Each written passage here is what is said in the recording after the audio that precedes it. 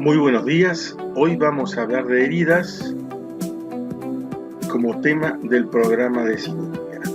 Heridas e infección, heridas y hemorragias, heridas y diabetes, herida y lesiones viscerales concomitantes. Primera vuelta, número 1, definición de herida.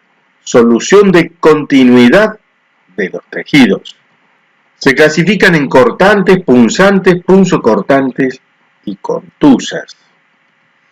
Aquí vemos en imágenes punzante, cortante, contusa y se agrega la erosiva en este caso.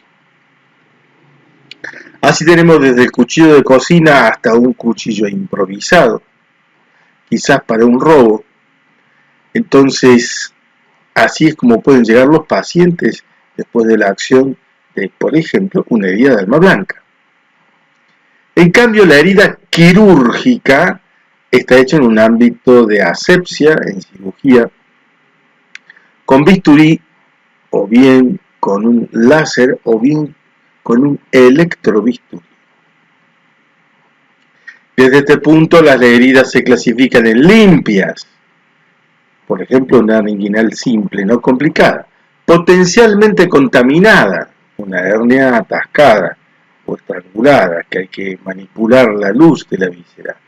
Contaminada, ya se abrió la víscera, y sucia, porque llega totalmente invadida por bacterias. En este caso es una herida limpia, una lesión cutánea en la nariz. Herida limpia contaminada en quirófano, se abre el tracto digestivo, urinario, respiratorio y biliar. En el caso de la hernia, generalmente es digestivo. Segunda vuelta, absceso. Proceso inflamatorio exudativo, colección circunscripta de pus alojada en una cavidad no formada. Dicho en lenguaje más simple, absceso igual a un proceso circunscripto. Absceso exudativo, circunscripto y cavidad neoformada. Entonces, esa es la palabra clave. Celulitis, el proceso exudativo, pero no está circunscripto. Recuerden que celulitis puede ser la celulitis simple o la celulitis anaeróbica, donde además de los elementos de infección del tejido celular subcutáneo, se agrega la crepitación con compromiso importante del estado general del paciente. Absceso, donde hay absceso, pus, ubi, pus, ibi, ex, vacuo. Donde hay pus, hay que evacuar. Regla de oro para el tratamiento. Empyema es el derrame purulento acumulado en el interior de una serosa. Ejemplo, allí en la pleura. Infección severa de partes blandas. Y generalmente hay que asociarlo a pacientes diabéticos, lúpicos, HIV, autoinmunidad y a la desnutrición. Infección severa de partes blandas. La gangrena de Fournier. Necrosis cutánea fulminante del área de los genitales, del periné. Puede llegar a la región abdominopélvica con un compromiso sistémico muy importante. Gangrena de Fournier. Tiene una alta mortalidad. Celulitis subcutánea estreptocócica. Pensar en pacientes diabéticos, lúpicos, HIV, autoinmunidad y desnutrición. Celulitis subcutánea estreptocócica. No hay una aparente puerta de entrada. No se la ve con facilidad, hay que buscarla. En el periano, en las rodillas, una caída. Y hay estreptococos hemolíticos más gérmenes piógenos. Las lesiones son en pierna, en abdomen, lesión limitada, superficial, oculta, pero sin embargo en la profundidad tiene una amplia extensión. Celulitis subcutánea estreptocócica tiene una alta mortalidad, Como se dan cuenta, la mayoría de estas infecciones que estamos viendo ahora, que estamos analizando, tienen alta mortalidad. Vamos a la gangrena de pared abdominal. La gangrena de pared abdominal también se puede asociar a diabetes, lupus, HIV, autoinmunidad y desnutrición. Comprende todos los planos y hay gérmenes anaerobios. Son esos pacientes operados que están mal, que uno no entiende por qué, que empiezan con un fallo múltiple de órganos. Y entonces hay que pensar en cirugía visceral complicada, que sea de intestino delgado, de apendicitis aguda, cirugía colorectal, traumatismo, algo anda mal intracavitario que se está produciendo esto. El paciente tiene dolor, que él lo refiere como sordo, profundo, constrictivo, en el postoperatorio inmediato. Sospechar en la paciente que no está bien. Extracción de puntos, y cuando extraemos los puntos sale un olor impresionante, sale gas. Estamos entonces en la gangrena de pared abdominal. Alta mortalidad. Hay que ser muy agresivo en estos casos. Vuelta número 3. Creyente herido por los infieles. Infiel herido por los creyentes, y a veces ni entendemos qué es lo que sucede. Pero nosotros como médicos nos tenemos que abocar a nuestros pacientes. ¿A qué le pasa a este paciente que tenemos delante nuestro? Independientemente de las cuestiones políticas, raciales, religiosas, etc. Y muchas veces lo que tenemos son heridas emocionales. Asco, miedo, sorpresa, alegría, tristeza, enojo, ira. ¿Habrá relación? Sí que hay relación. Por ejemplo, un acto fallido, cuando uno está con bronca, termina en una lesión en un dedo, por ejemplo. O una persona que no está bien de su salud mental, uno de los procesos es la retroflexión negativa, toda la energía puesta para una bronca, una cuestión que tendría que estar orientada hacia otra persona o hacia otra circunstancia, se terminan autoagrediendo, y son esas heridas que aparecen en los antebrazos, que aparecen a veces en el tórax, ¿sí? Entonces, la salud mental también tiene que ver con las heridas. Y si no, miren esto. El vuelo 9525 de Germanwings, el 24 de marzo de 2015, búsquenlo, es interesante. Fue un vuelo internacional regular de pasajeros operado por un avión Airbus A320-211. La caída de la aeronave fue provocada deliberadamente por el primer oficial, de apellido Lubeck. Accidente Lubeck. Allí se impactó. Se dan cuenta entonces que salud mental tiene que ver con todo. También en los pacientes postrados presentan heridas a nivel sacro, a nivel de los trochanteres mayores, a nivel del borde posterior del pie, los calcáneos.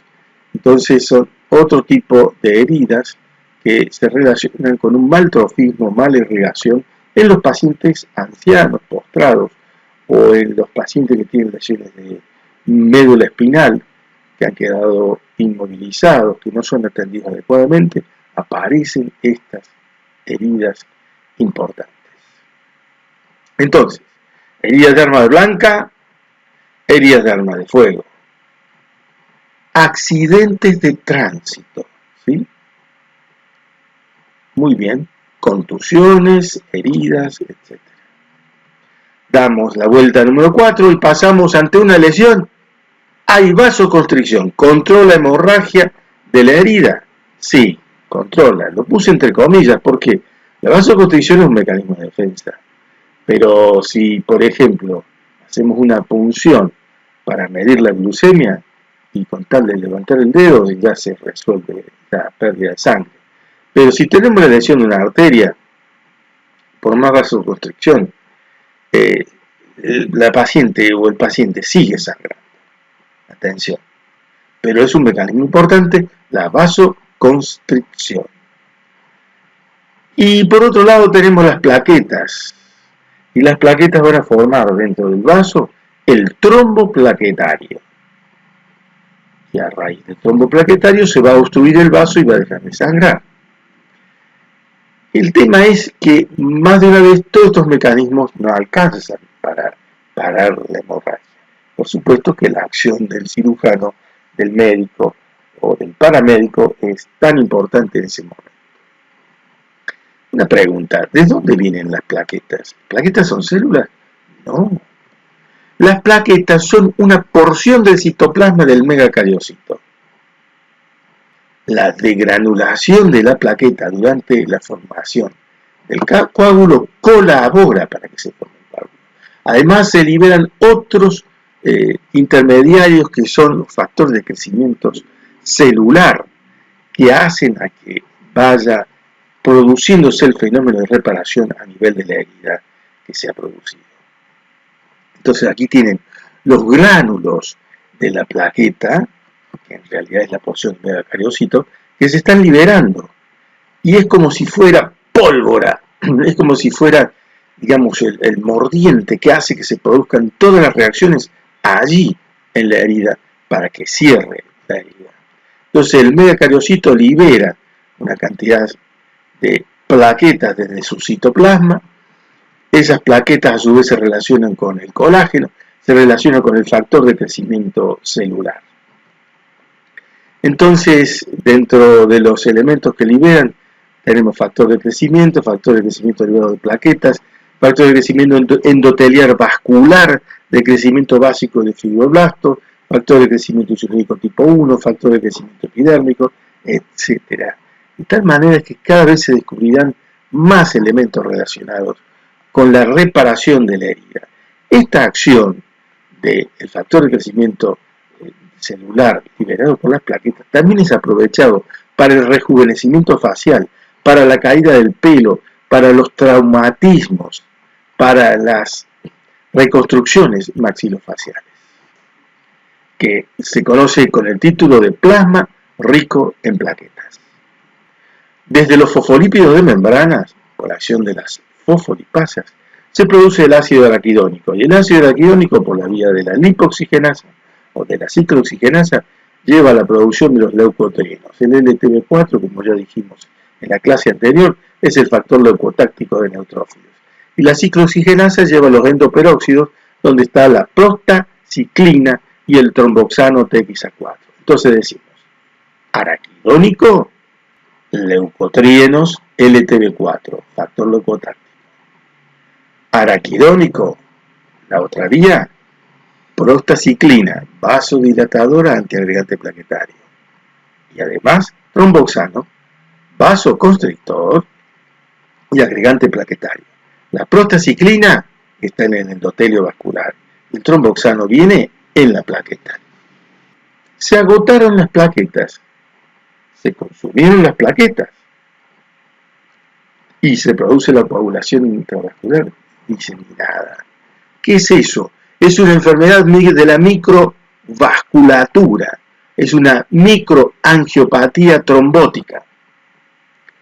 Caen las plaquetas, se han consumido los factores de coagulación y entonces se produce esa activación generalizada y persistente de la coagulación con formación de fibrina, depósitos intravasculares en pequeños vasos y en medianos vasos, y que llevan a un daño orgánico, a un daño de diversos órganos, que estarían también sumándose al proceso de falla múltiple de órganos.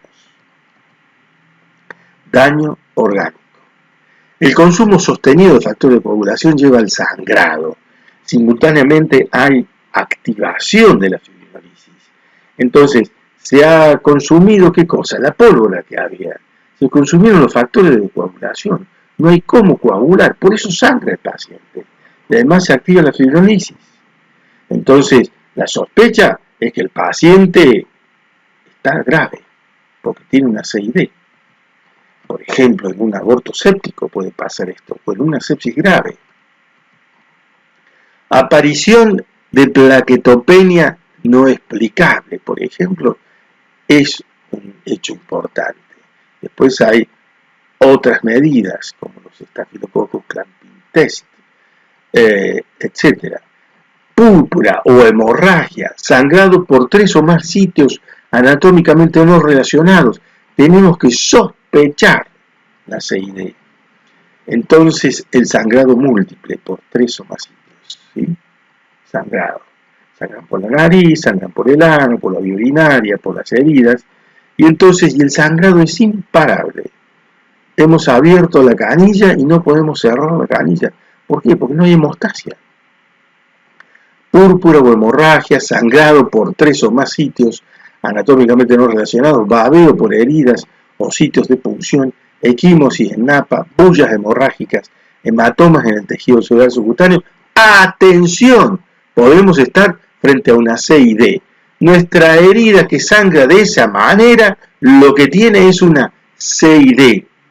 Entonces, atención a este fenómeno. Evidencia de trombosis microvascular, cianosis, isquemia en los extremos, isquemia acral, los dedos, nariz, orejas. Áreas parchadas de cianosis, lividez en muslos, mamas, rodillas, púrpura necrótica, púrpura fulminans. Ahí vean, miren cómo se produce ese hematoma por todos lados, por el muslo, por la pierna, por los brazos. Número 5. Cicatrización de las heridas. Si no existiera la cicatrización, no existiría la cirugía. Cicatrización es el poder de autorreparación de las heridas. Con la cirugía se puede ayudar a la reparación y al procedimiento de cierre de heridas se denomina síntesis. Entonces, síntesis de una herida es igual a sutura de la herida. Fases de la cicatrización.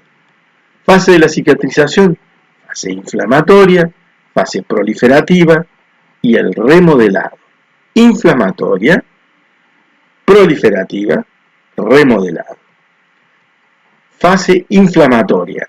Las células de la sangre, glóbulos rojos, blancos y las plaquetas, o sea, los elementos formes que hay en la sangre, llegan hasta la herida. Ese aflujo de células de la sangre, entonces liberan citoquinas, liberan mediadores. Y estas citoquinas son proteínas que producen información entre distintos actores del sistema inmunitario. Las mismas células pueden estar produciéndose efecto a través de las citoquinas. A esto se denomina efecto autócrino. Puede que las células estas manden citoquinas a otras células distintas. En ese caso se llama efecto parácrino. Y puede que en órganos o tejidos diversos, se denominan diana, tendríamos entonces el efecto de las citoquinas, el efecto endocrino. Entonces, efecto autocrino sobre las mismas células, parácrino sobre otras células y endocrino sobre células distantes. La molécula de citoquina y las principales citoquinas van de la interleuquina 1 a la 23. Al principio estaba la interleuquina 1 y la 2 nada más. Después aparecieron tantas otras, como seguirán apareciendo. Los interferones alfa, beta, gamma, los factores de crecimiento, los factores de necrosis tumoral, etc. Son todos elementos que se ponen en juego en esta fase de la cicatrización de las heridas. Entonces tenemos la injuria, sección de vasos sanguíneos, extravasación de elementos formes, la acción de las plaquetas, la vasoconstricción, los elementos vasoconstrictores y adherentes, los vasodilatadores y antiadherentes. Después tenemos las citoquinas con acciones entre las mismas células, células vecinas y células distantes. Entonces, miren qué hermosos los glóbulos rojos, los leucocitos, la liberación de los gránulos plaquetarios, la fibrina, y así es como nosotros podemos iniciar esta fase en la cicatrización para que la herida vaya cerrando. Entonces, se activan las plaquetas, se produce la adhesión, se produce la agregación, se produce el trombo plaquetario, la agregación plaquetaria y la formación del trombo plaquetario.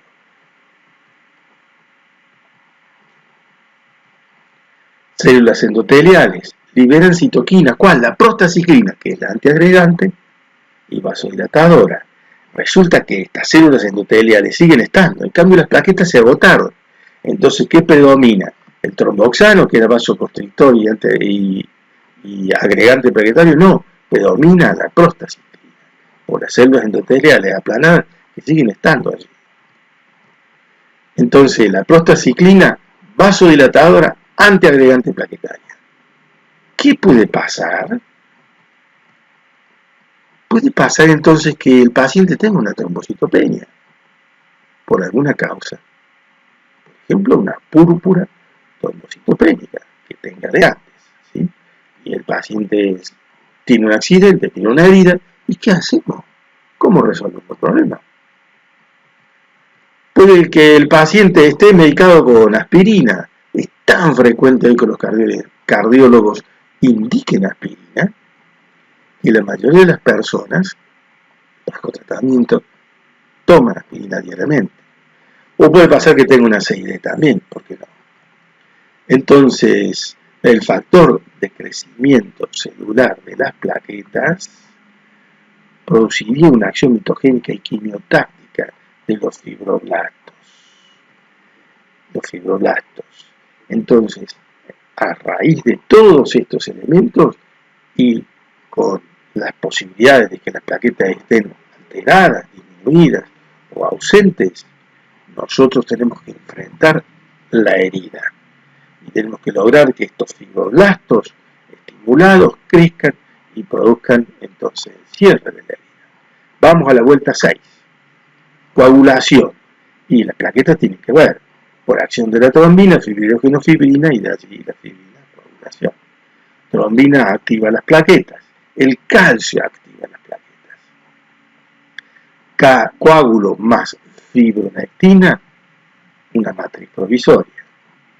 La llegada de los neutrófilos llegan orientados por los factores quimiotácticos que ya mencionamos, el C5A y el complemento 5 activado y el leucotrieno y el T4. Liberan de las tasas colagenasas, facilitan la diapéresis de estos leucocitos.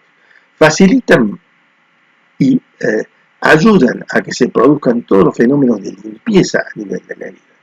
A su vez fagocitan bacterias, proteínas, permanecen en la herida unos días. Si hay contaminación continua y puede que fracasen y se forme pus. Entonces los leucocitos, los fagocitos, pueden morir en la trinchera. Neutrófilos.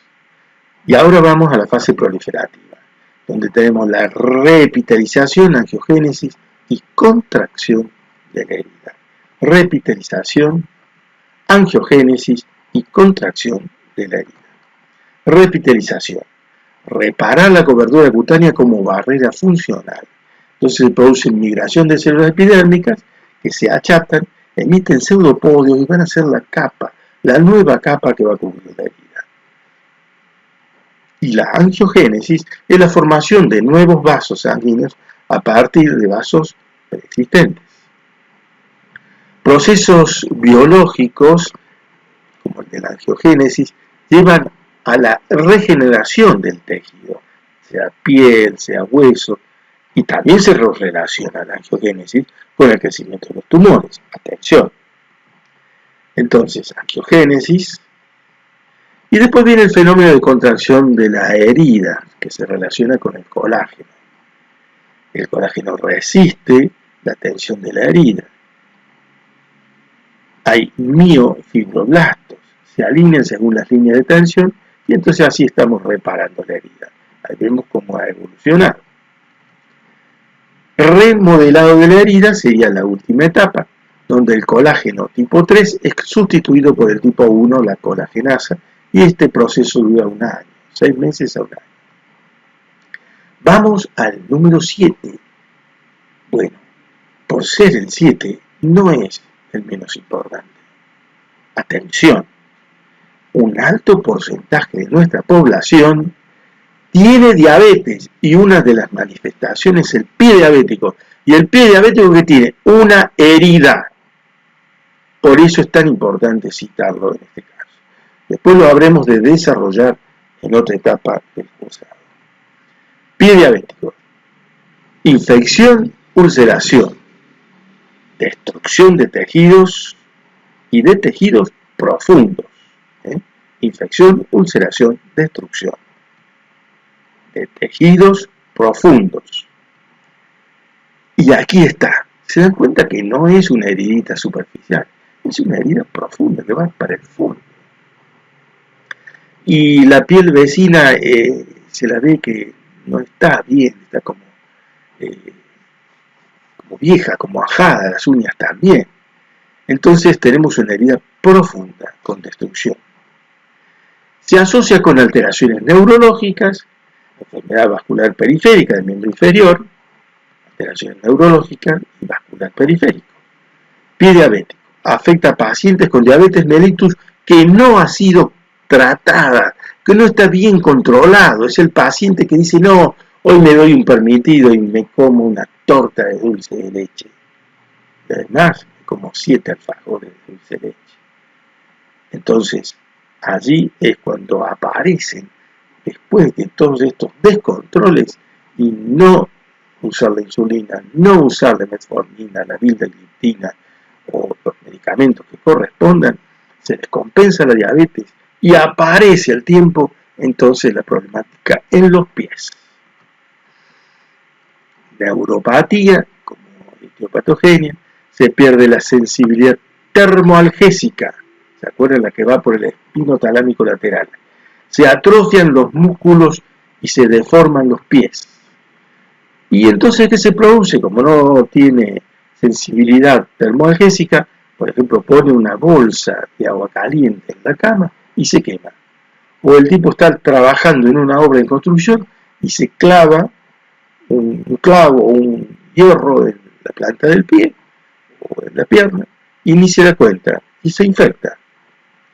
Entonces, esa herida se infecta, se ulcera, se profundiza y termina siendo entonces un pie diabético. Quizá el paciente ni sabía que tenía diabetes. Entonces hay afectación de vasos sanguíneos, produce isquemia de los tejidos. Isquemia de los tejidos. La piel, el tejido celular subcutáneo, la suela venosa del Lehans necesitan del aporte de sangre permanente en calidad y cantidad. Si el diabético tiene sus vasos enfermos, no habrá buena perfusión. Por lo tanto, no habrá la llegada de nutrientes, no habrá la llegada de oxígeno, no habrá disponibilidad de oxígeno a nivel celular. Y se producirán lesiones tróficas en piel y en uñas.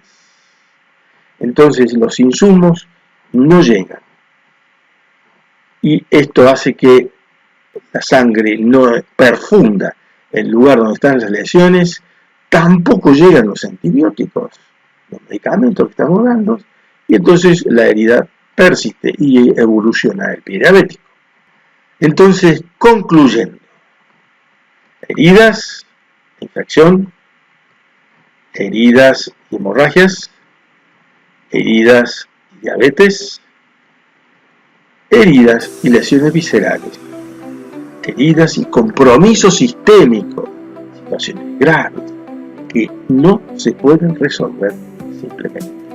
Entonces, el concepto de heridas debe ser ampliado a las otras variables que concurren para las enfermedades de los pacientes.